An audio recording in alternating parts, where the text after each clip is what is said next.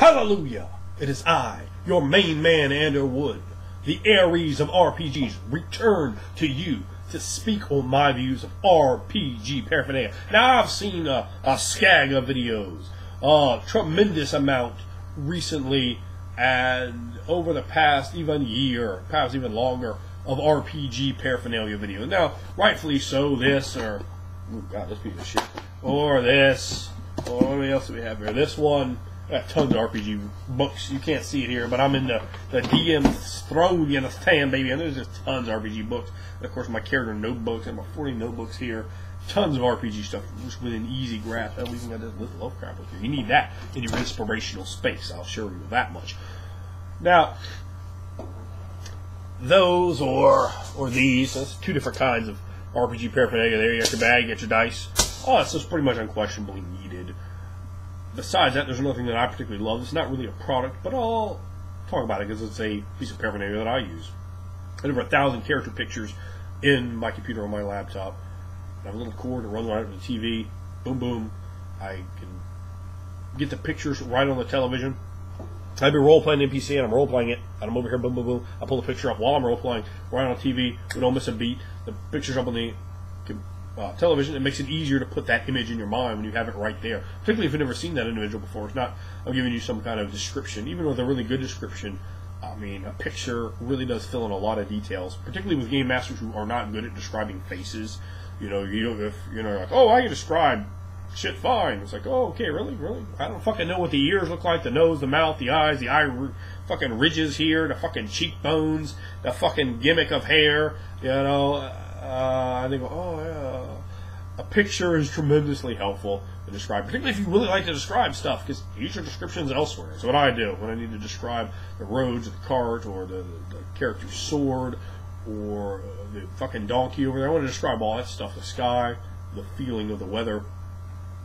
Having an NPC picture cuts so much down. It's a great time saver, space saver, and it helps to generate that mind's eye image.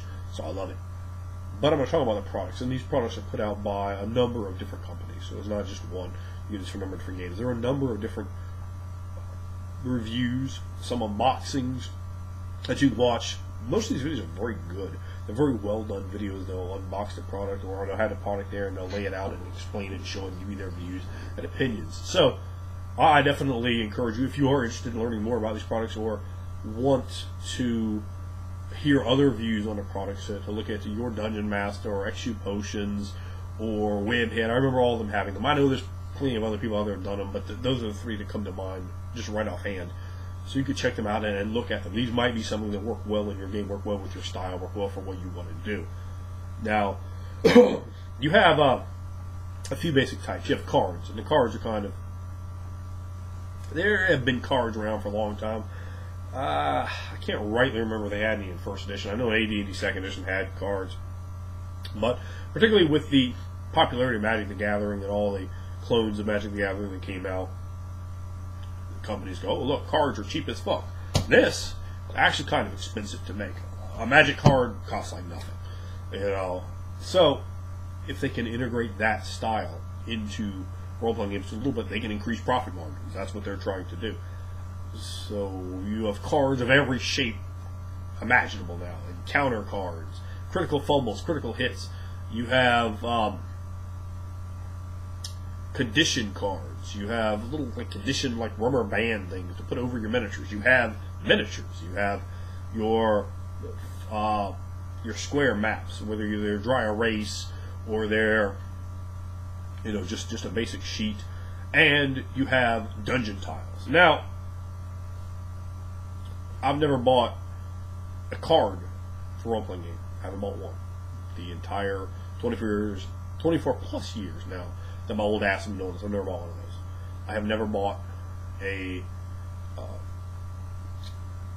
what are they called? Hex map. The dry erase ones, the normal ones. I have I think 2 of the normal ones that were free. One was in the back of a book, and another one someone just gave me. So I have those. Let's see. Besides that, you have the miniatures. I am as interested in miniatures as your 95-year-old grandmother. I do not like them, do not need them, do not care about them. If someone really wants to use them in the game they are running, alright. I mean, I'll use them. It's not going to mess up my day. I'm not going to be all upset with you and shit for using them, but it doesn't matter to me. I never owned one. I'm certainly not going to buy one to play in someone's game, but I'm like, or just give me yours. Give me one of yours. Oh, a skeleton. Okay, I guess there's no apparent reason I'm a skeleton. You know, the manticore. Sure, that could be my miniature. Well, technically, I don't fucking care, man. Just put it up there. You know, this die could be my miniature. It's completely irrelevant to me. What's the other one? Dungeon tiles. Yeah, dungeon tiles. Yeah, they look neat. You know, the dungeon tiles.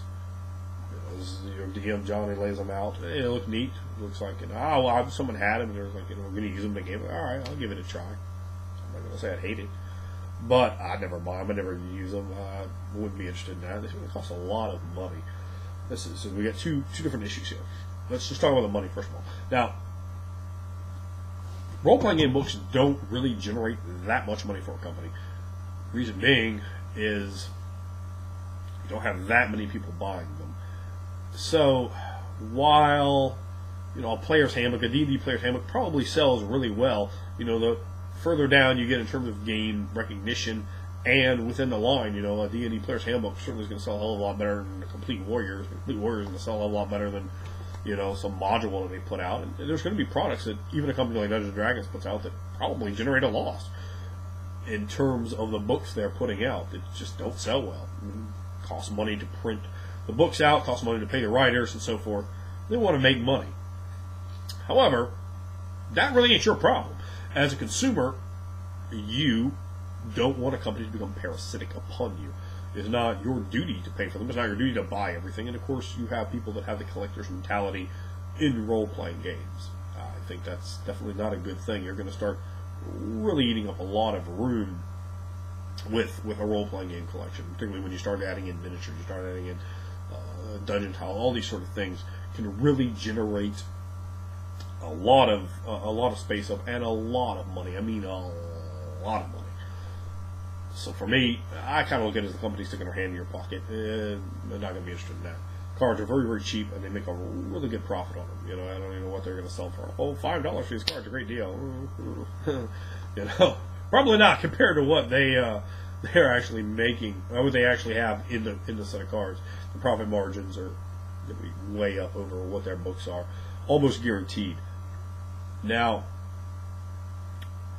I've talked about the price. I think it goes across the line. With miniatures, God, I've seen people with these Warhammer type games. You know, the money they'll say, yeah, that's a car. My Warhammer figures are like a car. It's like, my God, dude, that's like a car. I was like, yeah, there's like a car's worth of money in there. All right, you got $20,000 worth of stuff there. You know, and I see some of these dudes, and I'll guarantee you what they could have used as a damn car. You know, they'd be struggling. Yeah, they got $20,000 worth of miniatures sitting there. So, you know, like I said, I don't care for miniatures. What I'm telling you all this though before you know, you get upset here. Let me explain my point. Because you got two kinds of games, and I've been working on my role-playing game here for a while now with the job, with the family. I just can't put the amount of hours to pump it out as quickly as I'd like. I wish I could, but I can't. So,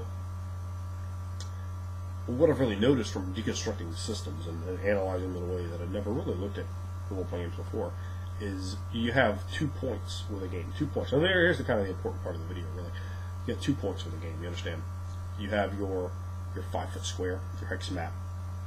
Everything starts. Your pinnacle of the game. Your point of origin, let's say. Not your pinnacle, but your point of origin of the game. Does your game start with a 5-foot square? Or a 10-foot square? Whatever the kind of square you use. Does it start on the map? Is it intrinsically linked to the map? Some games are. They have spells that count down, even spells that have nothing to do with combat. They count down exactly from the map in the same increments and same thoughts. Or does your game start here? Now, for me, what I'm doing with my game, every single part of the game is going to focus on role-playing. Does this help role-playing? Does this help teach role-playing? Does this help get you further into character? Does this help to promote role-playing? Does this help to get someone more in line with role-playing? Does it produce a character that can have more dimensions, more facets, more interest. And I find the overall hobby is going less and less and less in a role-playing direction. It kind of spiked. There was a lot of heavy role-playing design in the 90s, and it sort of seems to have slowly sort of dipped off of that and gone further away from a role-playing design. A lot of games that come out since have been very, very clean, very well written, but further away from the pivotal point of role-playing. And I said, that's, for me, the real point. Now, of course, you have your role-playing games, your ROLL games, and that's what you're talking about. All these cards and conditions and so forth. This is completely superfluous, and more than likely, to most people, is going to be a distraction. They might not even realize it. They might go, "Oh no, it was great," but it's not putting you here. It's not getting you into the mind's eye. It's not putting you deeper into character. It's not getting you captured. If the items there just kind of get you to go, "Oh, okay, well, I want my character to be here and to go and to do this, and I want to check this square." You ain't here anymore, buddy. You're here. You're playing a board game. You're on the board. You're moving your little race car or shoe around the Monopoly table. It's not the same thing. It's the same kind of problem with tons of dice rolling. It takes you out of the mind's eye. And I understand. I get, I talk about stuff like this, I get comments of people that they don't understand that, because that's not going to be everyone's experience with RPGs, and a lot of people aren't going to be able to get there. Some people might not want to be there, and that's fine. Whatever you want to do with the game, everybody's going to enjoy it or whatever. But for me, for my enjoyment, for my idea, it's all about the role playing. It's not about putting a game together that's going to be more about the board, more about pushing you away from that creative space. I want to go the opposite direction. I want to be more in the space. I don't need to pull out condition cards and to have all these sort of things. To me, that I don't care for that stuff at all. I'm going to tell you that right now. I don't care for dungeon tiles and maps and a lot of stuff you're going to pull out. Maybe you I got the table, I got everything prepared, and I look like your dungeon master. You put paper over it and stuff. Okay, that maybe that works okay.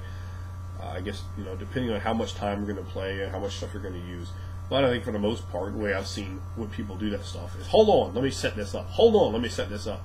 And 10, 15 minutes later, with no role playing, nothing going on, everyone just sitting there, and you see the out of character comes like that.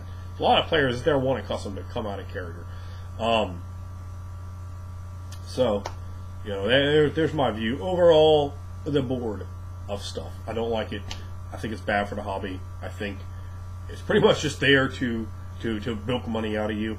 And I don't think it helps promote role playing. I think it helps promote role playing. I think it's all role playing stuff, which I'm not a fan of. This is, again, not to say that you cannot have a lot of good role playing with these elements in.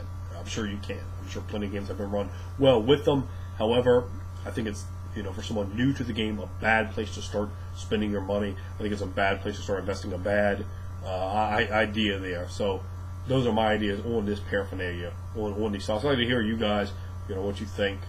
Do you understand what I'm saying in terms of breaking the immersion, breaking the deep level of role playing? Do you agree with it? Do you disagree? What do you think? So let me know in the comments.